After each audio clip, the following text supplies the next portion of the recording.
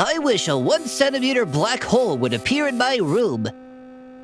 So, what if a 1 centimeter black hole did actually appear in your room? At first, you wouldn't see anything.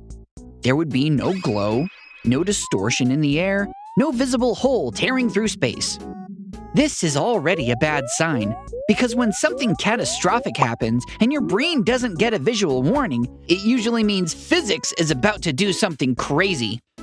If a black hole with a diameter of 1 centimeter appeared in your room, you would not see a tiny sphere or a floating dot. You would simply be standing in a room where gravity had suddenly changed, in a way your senses were never designed to notice. A black hole that's 1 centimeter wide is about the size of a pea. That sounds harmless. You've definitely dealt with worse peas. I will not eat you! So what does a 1 centimeter black hole really mean? Black holes don't follow normal rules. Small can still mean terrifyingly heavy. This 1 centimeter black hole would weigh as much as the entire Earth, compressed into a region smaller than a coin. Same mass, same gravity. So what happens the moment it appears? Let's assume the black hole appears perfectly still in the room. It's not flying around, not spinning wildly, and not being held up by anything. This assumption is generous because the universe rarely gives you clean, controlled experimental conditions when it drops a black hole into your house. In the first fraction of a second, nothing dramatic would happen. Nothing explodes like something out of a movie. The air doesn't rush in, light doesn't bend in a way you can see, you don't get instantly sucked inside. You wouldn't see sparks, heat, or radiation. Hawking radiation would be so weak that it wouldn't matter at all on human timescales. What would change is gravity. Instead of all gravity pulling straight down toward the center of Earth, some of it now pulls sideways toward a point in your room. At about 1 step away from the black hole, the pull would be almost half as strong as Earth's gravity.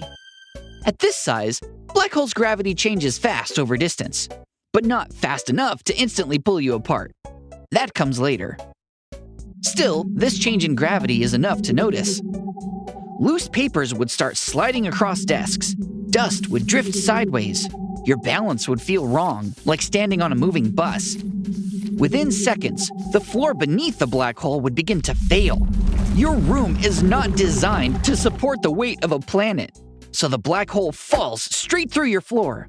But not because it's sucking things in, but because Earth pulls on it, just like it pulls on you. Concrete cracks. Steel bends. Anything directly below it is crushed, not all at once, but stretched and torn apart because parts closer to the black hole fall faster than parts farther away. And in even worse news, your mom is likely not happy with the mess that's been made. What in the hell happened here? Although this is technically the correct emotional response to discovering planetary scale gravity in your house. Within a few minutes, this stops being a your room problem and becomes an entire planet problem. This is the exact moment the problem gets promoted. Earth doesn't care where mass is. Earth only cares that mass exists. So when you suddenly add another Earth's worth of weight on the surface, the planet reacts like a dog noticing food behind it. It turns very slightly toward the black hole. The movement is small, but it happens everywhere at once.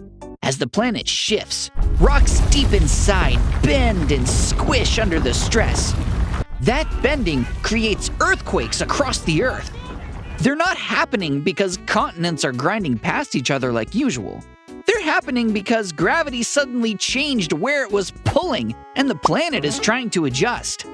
While this is happening, the black hole keeps falling deeper into Earth. It passes through layers of rock that are so deep and under so much pressure that they no longer act like hard stone. Down there, the rock flows very slowly, more like thick mud than solid rock. The black hole sinks through those layers anyway, as if the planet were slowly swallowing it. Within hours, the black hole would reach the center of the Earth. The black hole would not eat the planet. Even though it is extremely heavy, a black hole this size doesn't react like a giant vacuum cleaner. most of the rock around it doesn't fall straight in. Instead, it misses the tiny center of it and keeps moving past. Because of this, the black hole would not stop at the center of Earth. It'd pass straight through it, go too far, and then fall back again. It would swing back and forth through the Earth. Every time it passes through, huge earthquakes would spread across the planet, far stronger than anything humans have ever measured. Entire regions would be affected at the same time. At this point, the concept of natural disaster stops being useful because nature is no longer behaving normally. Eventually, the black hole settles near the center of Earth, where it finally stops moving back and forth. However, Earth is no longer the same. The interior has been disturbed. Volcanoes likely become more active in many places. Plates move differently, and the surface becomes unpredictable. Coastlines would change as earthquakes and volcanic activity reshape the land. The climate becomes hard to predict as ash and heat from inside the planet spreads into the atmosphere, heating up the planet. Buildings fail because the ground keeps moving, twisting, and vibrating beneath them. Human infrastructure such as power lines, farming, and transport stops working. And all this occurs before the black hole settles at the center of Earth. From here, the Earth essentially boils. When matter falls into a black hole, gravitational potential energy is converted into heat. In this scenario, the energy released would become enormous, heating surrounding rock and eventually radiating outward as X-rays and gamma rays. The surrounding rock heats up. The crust, the oceans, and the atmosphere are all heated and turned into a rapidly expanding cloud of plasma. Large portions of the planet are vaporized and blown outward into space.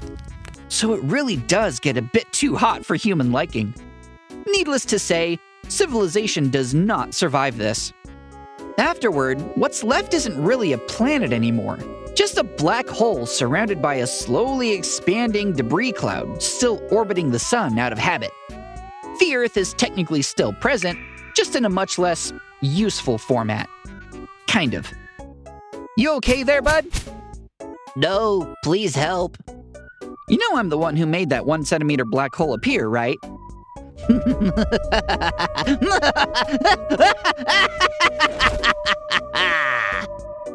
So the day a 1 centimeter black hole appears in your room, that's the day your room stopped being yours, and the day the Earth stopped being for humans.